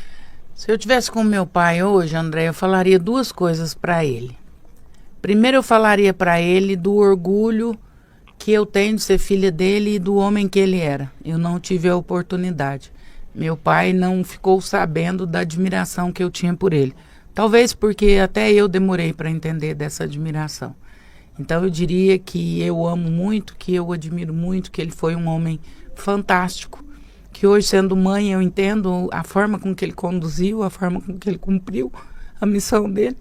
Meu pai era policial militar, meu pai nunca teve um único emprego. Nas folgas de polícia ele fazia outras coisas. Vendia balas, vendia biscoito, dava os pulos dele. Então ele foi um homem honrado e eu queria que ele soubesse que eu tenho muito orgulho disso. A segunda coisa, eu queria perguntar para ele se ele está feliz de ver tudo que está acontecendo. Ele lutou muito para isso. Se tem uma coisa que meu pai e minha mãe sempre fizeram, minha mãe sempre é analfabeta, ela mal sabe assinar o nome. Meu pai e minha mãe sempre priorizaram o estudo. E meu pai me dizia, minha filha, estuda, porque só duas coisas podem roubar aquilo que você aprende, a morte e a loucura. O resto tudo pode te roubar, mas aquilo que a gente aprende, nada nos rouba. Então eu queria perguntar para ele se ele está feliz, de onde ele estiver, se ele fica feliz de ver tudo que está acontecendo. Meu pai era um comunicador nato. Eu acho que eu puxei isso dele. E é isso. Acho que eu queria saber que ele saiba que ele cumpriu a missão dele muito bem. Mesmo tendo tantos atropelos e a gente não falando o que deveria ter falado, né? Mas é isso. Isso é lindo de se ver. Eu tenho certeza que o seu pai, ele, com certeza, nesse momento, ele estaria completamente orgulhoso, porque você hoje está sendo uma voz, não mais para o Brasil, mas o mundo inteiro. As pessoas estão aprendendo um pouco, baseado naquilo que Deus entregou para você. Você realmente está sendo como flecha, né? Amém. Eu costumo dizer que você nunca vai ver uma flecha olhar para trás, você nunca vai ver uma flecha retroceder. A flecha, ela tem um fator que é inevitável. Boa. A flecha, ela só para quando ela atinge o objetivo dela, quando ela realmente cumpre o seu propósito. E eu penso que seu pai estaria extremamente orgulhoso, né, da pessoa que você se tornou. E eu tenho certeza que você vai conseguir, sim, já está conseguindo replicar isso pro seu filho, né? Para amanhã o seu filho olhar para você. Amém. E ter orgulho, né? Os seus netos olharem para você e ter orgulho da avó que eles têm. E quando nós não estivermos mais aqui, né? Eu tenho certeza que você será uma pessoa que não deixará apenas herança, mas deixará legado. Porque a herança pode passar, mas o legado que nós deixamos nas pessoas é algo para a vida. Amém. O meu pai não me deixou herança, mas me deixou legado. E baseado naquilo que eu aprendi vendo meu pai, hoje eu sou um homem, hoje eu sou uma pessoa que eu consigo replicar muitas atitudes boas que meu pai ele teve, e eu carrego comigo isso. Agora, antes meu pai morrer, eu pensava nele, agora eu penso nos meus filhos. Então hoje eu penso na pessoa que eu quero me tornar, no legado que eu quero deixar, e tendo a ciência e a certeza de que esse pensamento é o pensamento que norteia uma boa humanidade, uma futura geração mais saudável, né? Uma futura geração que realmente tenha filhos que amem os pais, filhos que se orgulhem dos pais, que tenha filhos que carreguem o legado dos pais, que é isso que nos tornará eterno sempre na mente das pessoas. Doutora, antes da gente encerrar, eu queria agora uma outra pergunta. Se você, hoje, nesse exato momento, se Deus olhasse para você e falasse assim: Olha, Andréia, você cumpriu o seu legado, você cumpriu o seu propósito, agora eu quero você aqui pertinho de mim. Eu quero que você esteja bem próximo de mim, eu quero que você seja recolhida hoje às mansões celestiais. E você tivesse a oportunidade de deixar uma mensagem, que essa mensagem ela fosse ouvida e vista pela humanidade, pela geração atual agora. Qual seria a última mensagem da vida da doutora Andréia Vermontes? Densa essa pergunta. Qual seria a última mensagem da minha vida? Talvez a última mensagem da minha vida seja prumo e rumo.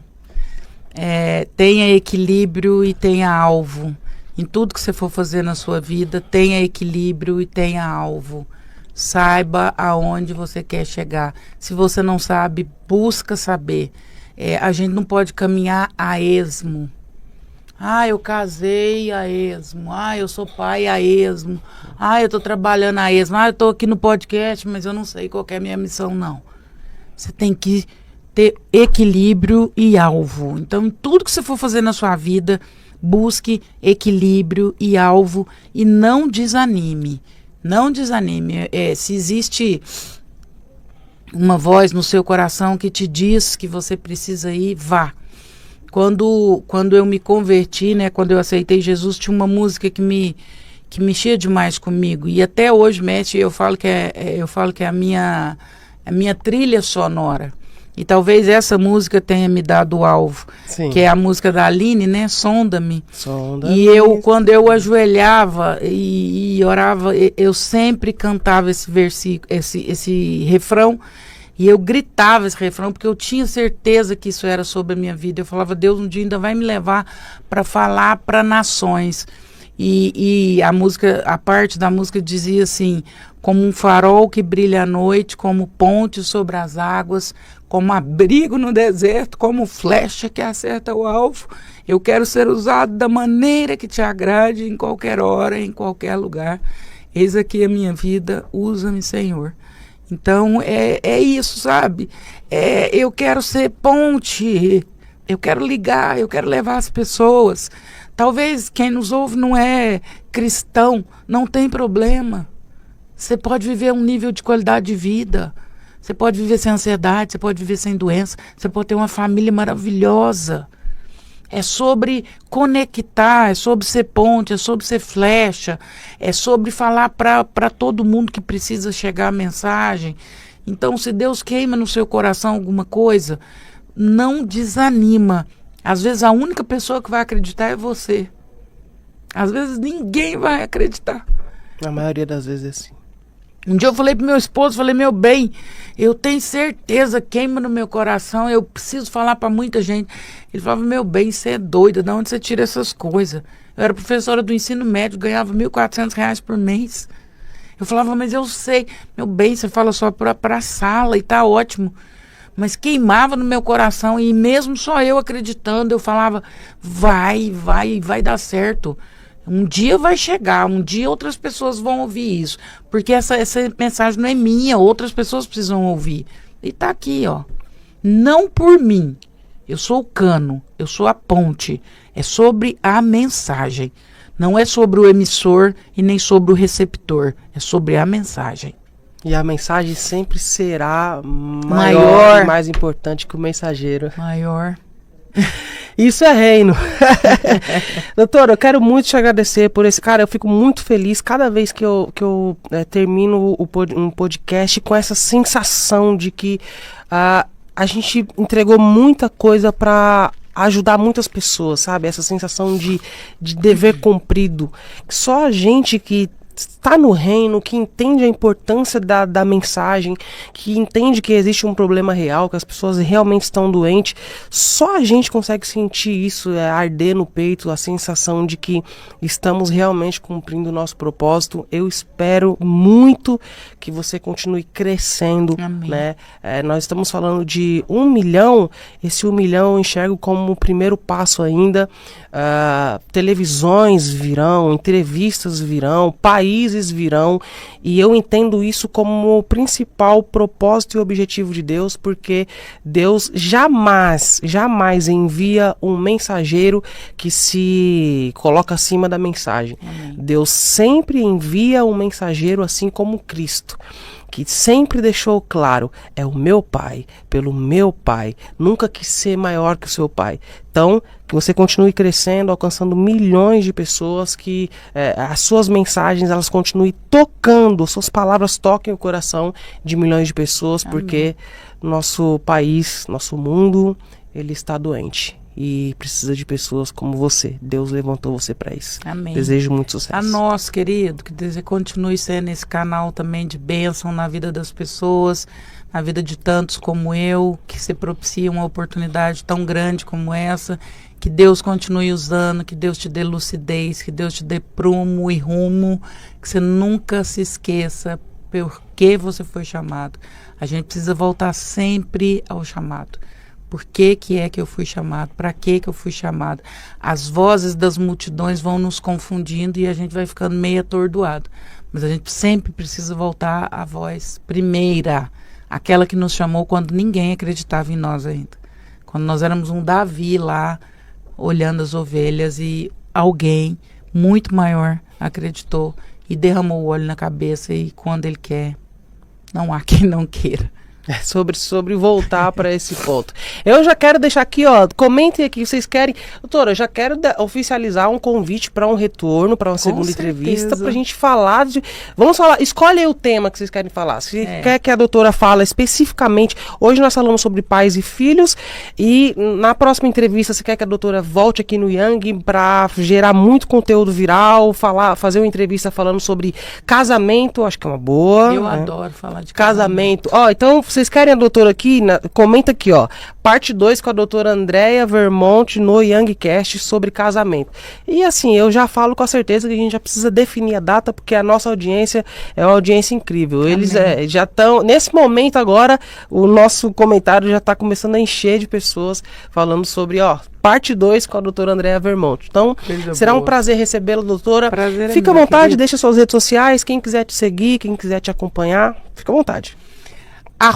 @Andrea, sem I, Andrea Vermonte, acho que vai estar aqui na tela, Andrea Vermonte, e no YouTube, doutora Andrea Vermonte. Lá no YouTube é bem legal que eu falo sobre essas aulas sobre ansiedade. Lá eu consigo entregar mais ferramentas. Legal. Como se livrar da ansiedade, explico o que é ansiedade, Boa. explico neurociências, explico o funcionamento do cérebro do adolescente, o que você como mãe pode fazer, o que você não pode, o que você starta coisas ruins no seu filho, o que não. Então lá eu consigo dar aulas maiores, distribuir conhecimento de forma mais ampla. Legal. Então, doutora Andréa Vermonte, Andrea, sem I, Vermonte, com T mudo, no YouTube, no Instagram, TV Gospel Brasil. Sintonia com a verdade e amor de Deus, transmitindo a verdadeira palavra de Deus. Divulgue, compartilhe. Estamos no Facebook, Instagram e YouTube. Acesse nosso WhatsApp 14997055518. TV Gospel Brasil, uma TV de amor.